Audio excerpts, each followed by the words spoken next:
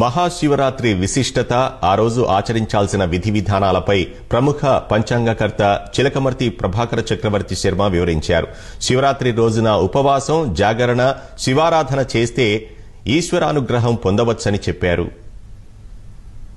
శివరాత్రి రోజు ఏ వ్యక్తి అయినా సరే ముఖ్యంగా స్నానం, శివారాధన, రుద్రాభిషేకం, పంచామృతాలతో ఈశ్వరుని అభిషేకించుకోవడం, శివనామస్మరణ, జాగరణ వంటివి ఆచరించాలి.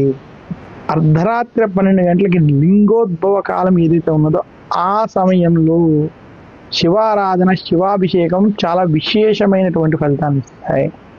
ఓం నమ సోమాయ చ రుద్రాయ చ నమ తామ్రాయ చ రుణాయ చ నమ శంఘాయ చ పశుపతయే చ నమ ఉగ్రాయ చ భీమాయ చ నమో అగ్రే వధాయ చ దూరే వధాయ చ అని ఎవరైతే ఈశ్వరుడి యొక్క నమ్మకం, చమకానికి సంబంధించినటువంటి మంత్రాలతో ఈశ్వరుని పూజిస్తారో అటువంటి వాడికి శివానుగ్రహం ఖచ్చితంగా కలుగుతుందని మనకి శివపురాణం వంటి పురాణాలు తెలియజేస్తున్నాయి.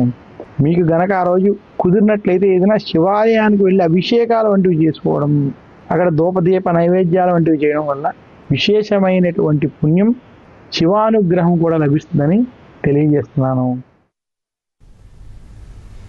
గుంటూరు